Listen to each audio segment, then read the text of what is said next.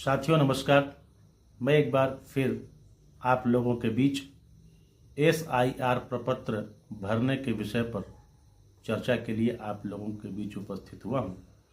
जैसा कि आप लोगों को मालूम होगा कि भारत निर्वाचन आयोग के माध्यम से पूरे देश में ये SIR गणना प्रपत्र भरे जा रहे हैं और इसका जो मुख्य उद्देश्य है वह पात्र निर्वाचकों अर्थात मतदाताओं की पहचान सुनिश्चित करना है।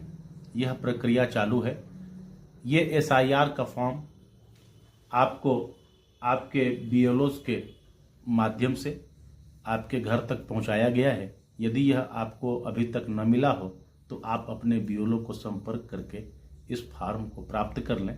फॉर्म को भरने के लिए आपके BLOs सहायता कर रहे हैं और ठीक प्रकार से सही तरीके से यह फॉर्म भरा जाए, यह अत्यंत आवश्यक है। साथियों, इस प्रकार का गणना प्रपत्र आपको आपके BLOs के माध्यम से मिला होगा, जिसको आप ध्यानपूर्वक देखे होंगे और समझे होंगे। इस गणना प्रपत्र पर ऊपर के कॉलम में यहाँ पर जो मतदाता है 2025 के स्थिति में उसके संबंध में जानकारी यहाँ पर लिखी हुई है। उसके ठीक बगल में उसका क्रम संख्या, भाग संख्या इत्यादि सब प्रविष्ट है और यह 2025 की जो निर्वाचक नामावली है उसके हिसाब से यह चीज़ दी हुई है। यहाँ बगल में एक QR कोड होगा और जो निर्वाचक है, मतदाता है, उसका फोटो यहाँ पर लगा होगा। अब हम जब इस फॉर्म को भरना शुरू करते हैं तो यहाँ पर 3 कॉलम बने होते हैं। ये पहला कॉलम, ये दूसरा कॉलम और ये तीसरा कॉलम। सबसे पहले पहला कॉलम को हम यहाँ पर भरेंगे। इसमें सबसे पहले हम जो है हमारी जो जन्म तिथि है, ऊपर जो ये निर्वाचक है उसकी जन्म तिथि यहाँ पर लिखी जाएगी। जन्म तिथि के पश्चात यहाँ पर उसका आधार संख्या यहाँ पर लिखना है। यह वैकल्पिक है, यदि आपके पास उपलब्ध हो तो आप दर्ज करें। उसके नीचे मोबाइल नंबर है, निर्वाचक की जो मोबाइल नंबर है मतदाता का, वो यहाँ पर एंट्री करना है। यहाँ पर पिता अथवा अभिभावक का नाम है वो यहाँ पर लिखना है। इसमें एक बात विशेष रूप से ध्यान देना है कि महिलाओं के स्थिति में, शादीशुदा महिलाओं के स्थिति में यहाँ पर पति का नाम बिल्कुल न लिखें। यहाँ पर महिला के पिता का नाम ही यहाँ पर लिखा जाएगा और उस महिला के पिता का जो EPIC नंबर है वो वहाँ पर एंट्री करेंगे। यदि पुरुष है तो आप अपने पिता का नाम यहाँ पर लिखें और अपने पिता का EPIC नंबर यहाँ पर दर्ज करें। माता का नाम निश्चित रूप से यहाँ पर लिखें। यदि माता का EPIC नंबर उपलब्ध हो तो उस कॉलम में उसको दर्ज करें। यदि आप शादीशुदा पुरुष हैं तो यहाँ पर अपनी पत्नी का नाम लिखें और नीचे उनका EPIC नंबर लिखें। और यदि आप शादीशुदा महिला हैं तो यहाँ पर अपने पति का नाम लिखें और ठीक उसके नीचे वाले कॉलम में उनका EPIC नंबर दर्ज करें। इस प्रकार से ये ऊपर का कॉलम भर जाता है। अब आते हैं नीचे। ये नीचे के 2 कॉलम यहाँ पर बने हुए हैं। इस 2 कॉलम में ये पहला जो बाईं तरफ का जो कॉलम है, यह बाईं तरफ का कॉलम उन लोगों के लिए है जिनका नाम पिछले SIR मतलब जो 2003 की जो मतदाता सूची है उसमें जिनका नाम है वो इस कॉलम को भरेंगे। और ऐसे मतदाता जिनका नाम 2003 के सूची में उपलब्ध नहीं है वो इस दाहिने हाथ तरफ वाले कॉलम को भरेंगे। बाईं हाथ तरफ वाला बिल्कुल खाली रह जाएगा। अब हम चर्चा करते हैं 2-3 स्थितियों की जहां पर लोगों को अधिक दिक्कत हो रही है और लोग प्रायः फोन करके पूछ रहे हैं। अब ऐसी स्थिति में यदि आपका नाम 2003 के निर्वाचक सूची में है तो फिर आप बाएं हाथ के तरफ वाले कॉलम को भरेंगे और इसको भरने के पहले आप ये 2003 की जो निर्वाचक नामावली है, ये नामावली आपके हाथ में होना चाहिए। इस निर्वाचक नामावली में आप देख रहे हैं भाग संख्या और विधानसभा क्षेत्र का क्रमांक, लोकसभा क्षेत्र का क्रमांक, ये तमाम जानकारियां इस सूची में उपलब्ध हैं और इस तरीके से इसमें लोगों के नाम सभी जानकारियों के साथ यहाँ पर लिखा हुआ है। यह सूची आपके साथ होना चाहिए, और यदि यह आपके पास नहीं है तो आप ईसीआई के वेबसाइट से 2003 की जो ये सूची है उसमें प्रविष्टियों को दर्ज करके आप ले सकते हैं। अब आगे बात करते हैं यहाँ पर उस व्यक्ति का फॉर्म भर रहे जिनका 2003 के इस वोटर लिस्ट में उनका नाम है। अब वो यहाँ से शुरू करेंगे। ये अगर इनका नाम है तो इस सूची को निकाल लें और इस सूची में जो उनका नाम है उस नाम को यहाँ पर लिखें। इसके बाद इनका जो एपिक नंबर है वो एपिक नंबर उसके नीचे दर्ज करें। रिश्तेदार में यहाँ पर आपके नाम के साथ जिनका नाम लिखा हुआ है उनका नाम आप लिखें। यह प्रायः पिता अथवा पति का नाम होता है। इसमें अगर पिता का नाम है वोटर लिस्ट में तो उनका नाम लिखें, या पति का नाम है तो उनका नाम लिखें। और रिश्ता पिता, यहाँ पर रिश्ता पिता लिखें यदि वो आपके पिता हैं। और इसके बाद इस वोटर लिस्ट में वो जिला का जिक्र है उस जिला का जिक्र करें, राज्य का नाम लिखें। और इस वोटर लिस्ट के 2003 के वोटर लिस्ट के जिसमें आपका नाम है उसके हिसाब से आप यहाँ पर विधानसभा निर्वाचन क्षेत्र की संख्या यहाँ पर आप दर्ज करें।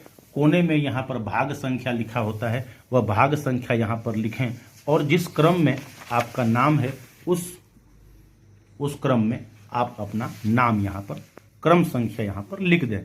इस तरीके से एक ऐसे व्यक्ति का यह गणना प्रपत्र भर गया जिनका नाम 2003 की सूची में है। यहाँ पर आप अपना हस्ताक्षर करें या परिवार का जो मुखिया हैं वो यहाँ पर हस्ताक्षर करें, अपना नाम लिखें और साथ में यह लिखें कि उनका रिश्ता क्या है। आगे अब एक दूसरी स्थिति यहाँ पर आती है ऐसे व्यक्ति का जिनका नाम 2003 की सूची में उपलब्ध नहीं है। 2003 में वो वोटर नहीं थे, 2003 के बाद वोटर बने हैं। तो ऐसी स्थिति में अब इस कॉलम को भरेंगे और ये वाला कॉलम बिल्कुल खाली छोड़ देंगे। यहाँ पर पिछले कॉलम में दिए गए रिश्तेदार का विवरण पिछले SIR के अनुसार यहाँ पर पूछता है। तो अब ऐसी स्थिति में जो यहाँ पर निर्वाचक हैं उनके रिश्तेदार की बात यहाँ पर हो रही है। तो यदि उनके पिता का नाम इस सूची में है तो वो अपने पिता का नाम यहाँ पर लिखेंगे। याद रहे जो इस वोटर लिस्ट में 2003 की वोटर लिस्ट में उनका नाम यहाँ पर होना चाहिए। यदि इनके पिता का नाम है, इनके पिता का नाम इस सूची में है, या इनके दादा का नाम इस सूची में है, या उनके दादी का नाम इस सूची में है, तो उनका नाम यहाँ पर लिखेंगे। मान लीजिए कि इनके पिताजी का नाम इस सूची में है तो यहाँ पर उनके पिताजी का नाम लिखेंगे। उनके पिताजी का एपिक नंबर उपलब्ध हो तो वो यहाँ पर लिखेंगे। ये नाम इस सूची से निकाल करके ही लिखेंगे। जैसा नाम यहाँ पर सूची में लिखा हुआ है बिल्कुल वैसा ही नाम यहाँ पर लिखेंगे। उनका एपिक नंबर लिखेंगे। रिश्तेदार का नाम, माना यदि उनके पिता का नाम इस सूची में है, यदि उनके पिता का नाम इस सूची में है तो उनके पिता का नाम यहाँ पर लिखेंगे। मतलब यहाँ अगर पिताजी का नाम लिखे हैं तो यहाँ पर उनके दादा का नाम लिखेंगे, मतलब पिताजी के पिताजी। और ऐसी स्थिति में फिर रिश्ता यहाँ पर जो है दादा लिखेंगे, क्योंकि यहाँ पर इनके पिताजी का नाम यहाँ पर लिखे तो ऐसी स्थिति में जो रिश्तेदार होंगे वो इनके पिताजी यहाँ होंगे तो उनका रिश्ता यहाँ पर दादा का हो जाएगा। जिला लिखें, इस सूची के हिसाब से ही जिला लिखें और उसके नीचे राज्य का नाम लिखें। इस सूची के हिसाब से जो विधानसभा निर्वाचन क्षेत्र की जो संख्या है जो इस सूची में दर्ज है उसको यहाँ पर लिखें और भाग संख्या जो सूची के ऊपर दाहिने हाथ तरफ कोने में लिखा भाग संख्या को लिखें और जिस क्रम पर नाम है वो क्रम संख्या यहाँ पर लिखें और इसके बाद यहाँ पर एक हस्ताक्षर करें।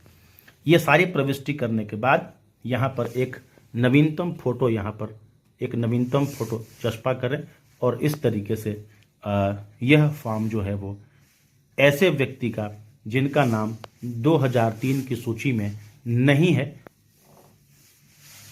वे इस तरीके से अपने फॉर्म को भरेंगे।